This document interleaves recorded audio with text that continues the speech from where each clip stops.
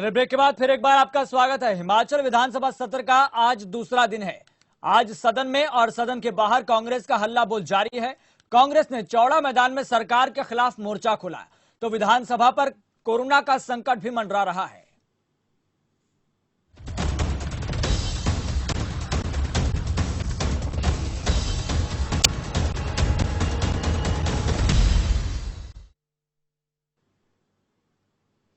हिमाचल विधानसभा का सत्र हंगामेदार सत्र बनकर रह गया है। कांग्रेस ने कल भी सदन में सरकार को घेरा तो आज भी कांग्रेस ने चौड़ा मैदान में सरकार पर तीखा हमला बोला। कांग्रेस प्रदेशाध्यक्ष समेत सैकड़ों कार्यकर्ता प्रदर्शन में शामिल हुए। इस दौरान सोशल डिस्टेंसिंग की भी जमकर धज्जियां उड़ाई गई। वहीं सदन में कार्यवाही शुरू होने से पहले अध्यक्ष विपिन परमार ने निवेदन किया कि अगर किसी सदस्य को कोई शंका हो तो वह अपना कोरोना टेस्ट करवा लें। जनता की भावनाओं को ध्यान में रखते हुए कोविड-19 के प्रोटोकॉल का ध्यान रखें। बता दें कि बीजेपी की विधायक रीता धीमान पॉजिटिव आई हैं। वह टेस्ट करवाकर सदन में क्यों पहुंची, यह भी बड़ा सवाल है। तो उनकी इस लापरवाही को लेकर चौतरफा आलोचना भी हो रही है। तो बड़ी बात यहां पर यह है, जिस तरीके से विपक्षी तरफ से लगातार बीजेपी सरकार पर, सत्तासीन नेताओं पर आरोप लगाए जा रहे हैं। विपक्ष का यह कहना है कि प्रदेश में बिजली महंगी है, लगातार सब्जियों के दाम बढ़ते जा रहे हैं, यह सरकार हर मोर्चे पर विफल है और इसलिए विपक्ष की तरफ से लगातार अलग अलग जगहों पर सैकड़ों कार्यकर्ताओं ने हल्ला बोला। सरकार का यह कहना है कि जो प्रदेश सरकार है, सत्तासीन सरकार है, यह पूरी तरह से हर मोर्चे पर विफल है। और बड़ी बात यह रही कि जिस तरीके से विधानसभा का पहला सत्र भी हंगामेदार रहा तो आज का दूसरा सत्र भी पूरी तरह से हंगामेदार रहा।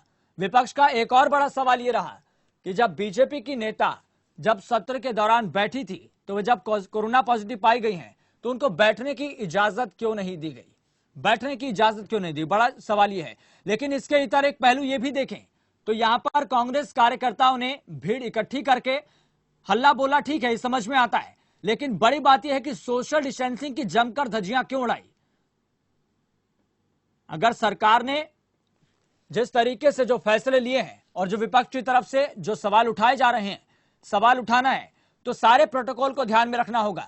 सोशल डिस्टेंसिंग की धज्जियां क्यों उड़ाई, बहुत से सवाल यहां पर आ रहे हैं। लगातार आपको बता देंगे विपक्ष की तरफ से बीजेपी सरकार को लेकर जहन में सवाल यही है कि आखिरकार सरकार पूरी तरीके से फेल है हर मोर्चे पर, चाहे वो महंगाई की बात हो, चाहे सब्जियों के दाम लगातार बढ़ रहे हो उसकी बात हो, यहां तक कि कोरोना के मामलों से निपटने के लिए भी सरकार विफल है, ऐसा कहना है विपक्ष की तरफ से। लगातार विपक्ष यह आरोप लगा रहा है, लेकिन विपक्ष पर भी ये सवाल उठते हैं कि आपको हल्ला बोलाकर करना ही है, सरकार के खिलाफ आपको अपनी आवाज बुलंद करनी है तो आपको भी अपने पूरे प्रोटोकॉल का पालन करना होगा। सोशल डिस्टेंसिंग की जमकर धज्जियां क्यों उड़ाई गई?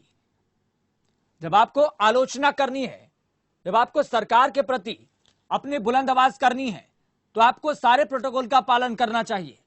यह बात न किसी राजनीतिक दल पर, यह बात यहां पर किसी बीजेपी की, कांग्रेस के लेकर यहां पर बात नहीं है, बल्कि सभी राजनीतिक दलों पर यह सवाल खड़ा होता है कि अगर आपको आलोचना करनी है, अगर आपको हल्ला बोल करना है या आप किसी बात से आलोचना कर रहे हैं उस व्यक्ति की या फिर उस राजनीतिक दल की, तो आपको सारे प्रोटोकॉल का पालन करना होगा। आपको बता दें कि इस बातचीत पर हमारे साथ बता दें कि वरिष्ठ पत्रकार जुड़ गए हैं सुशील कुमार, इस खबर पर ज्यादा बातचीत के लिए। कांग्रेस नेता जुड़ गए हैं सोहनलाल ठाकुर और बीजेपी प्रवक्ता डॉक्टर राजेश कश्यप हमारे साथ जुड़ गए हैं। आप तीनों का बहुत बहुत स्वागत खबरफास्ट में। नमस्कार। नमस्कार जी। नमस्कार।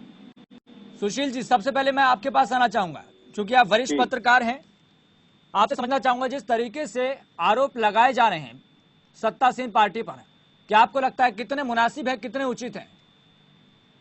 देखिए, कहीं भी जहां भी इमरजेंसी होती है जी, ये पेंडेमिक जो है, विश्वव्यापी जो ये घटनाक्रम उभरा है जी, इससे निपटने के लिए सभी पक्षों को एक साथ होना चाहिए। पहली बात तो ये है जी, जहां जो सत्ता में बैठे हैं उनको ये नहीं समझना चाहिए कि भी हम सत्ता में बैठे हैं, जो करेंगे प्रशासन के साथ मिलकर वो हम सही कर रहे हैं जी। इसके लिए सभी पक्षों का, विपक्ष का हो चाहे वो विपक्ष में ना भी हो, तटस्थ हो व्यक्ति, राजनेता हो नहीं हो, व्यवसायी हो, जो भी कामगार हैं, उनको सभी वर्ग, सभी पक्ष, उनके प्रतिनिधियों को शामिल करके इसकी एक रणनीति बनाई जानी चाहिए थी। अब हो क्या रहा है? हो रहा है बंद कमरों में बैठे ऑफिसर्स सरकार को लीड कर रहे हैं, सरकार को अपनी वो एक्सपर्टाइज दे रहे हैं कि भी हमने फील्ड में क्या करना है। हमें ये बताया जाए कि जनता ये पूछना चाह रही है कि भी उनके लिए और उनकी व्यवस्थाओं के लिए कौन जिम्मेदार है। चलिए, इस बात पर हमारे साथ कांग्रेस नेता जुड़े हैं, उनसे कमेंट ले लेते हैं, क्योंकि लगातार सभी नेताओं की प्रतिक्रिया लेना बहुत जरूरी है। सोहनलाल ठाकुर जी, आप क्या कहना चाहेंगे इस बात पर? आपको क्यों लगता है कि सरकार हर मोर्चे पर विफल है? इसके बारे में यही कहना चाहूंगा कि जो सरकार ने नियम बनाए जी, वो नियम सबके लिए एक जैसे होने चाहिए जी। ये नहीं कि अपने लिए कुछ और दूसरों के लिए कुछ और। सोशल डिस्टेंसिंग की बात सरकार करती रही, इनके नेता करते हैं, लेकिन जहाँ कहीं इनकी अपनी सहूलियत होती है उसके अनुसार से ये सोशल डिस्टेंसिंग का पालन नहीं करते। बहुत सारी ऐसी मीटिंग्स में इनके मंत्री, विधायक लोग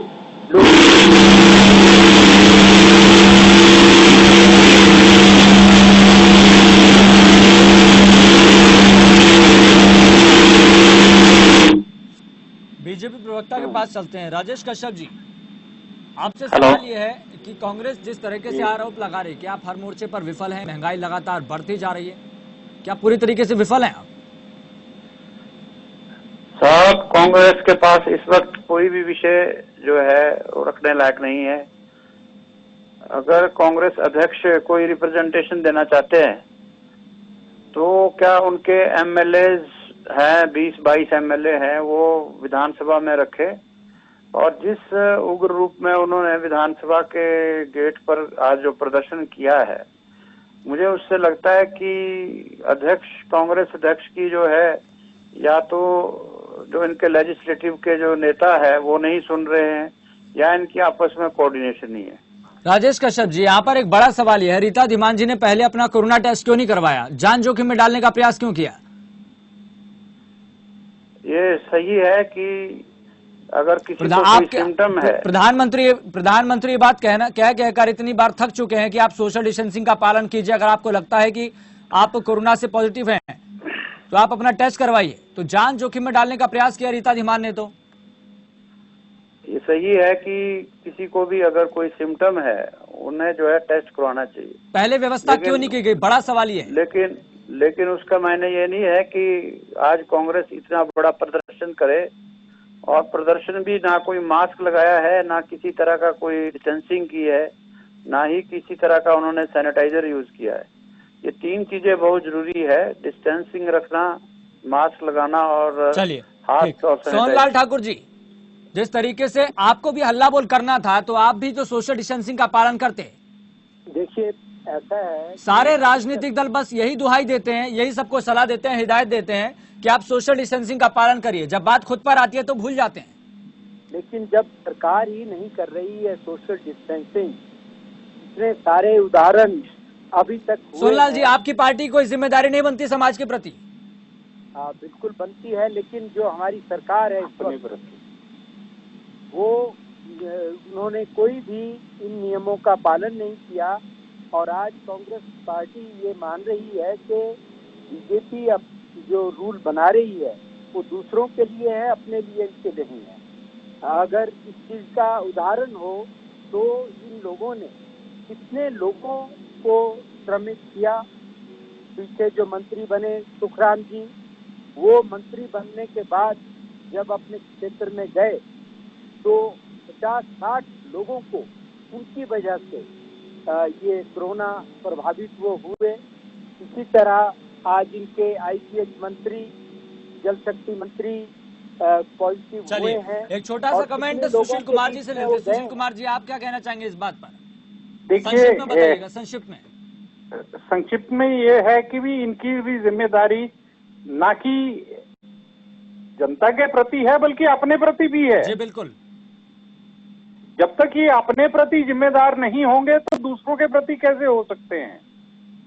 किसी पे उंगली उठाने से पहले अपने आचरण पे देखना पड़ता है ना। इनकी इस गलती को कि सरकार ये कर रही है, सरकारी पक्ष ये कर रहा है, उसको माफ नहीं किया जा सकता। एक व्यवस्था को तोड़ना, चलिए सुशील कुमार जी बहुत बहुत धन्यवाद नहीं बातचीत करने के लिए। सोहनलाल ठाकुर जी बहुत बहुत धन्यवाद बातचीत करने के लिए। डॉक्टर राजेश कश्यप जी आपका भी बहुत बहुत धन्यवाद बातचीत करने के लिए। लेकिन यहाँ पर बड़ा सवाल यह है, राजनीतिक दल यहाँ तक कि प्रधानमंत्री, मुख्यमंत्री, राज्यपाल इस बात को कह कर थक गए कि कोरोना काल चल रहा है, आप अपना तो ख्याल रखिए और दूसरों का भी ख्याल रखिए, सोशल डिस्टेंसिंग का पालन कीजिए, मास्क लगाना अनिवार्य है। लेकिन यहां पर जब खुद राजनीतिक दलों के ही व्यक्ति, राजनीतिक दलों के ही नेता जब ऐसे करने लगेंगे तो जनता के बीच में क्या संदेश जाएगा, बड़ा सवाल है। मुझे दीजिए इजाजत, देखते रहिए खबर फास्ट।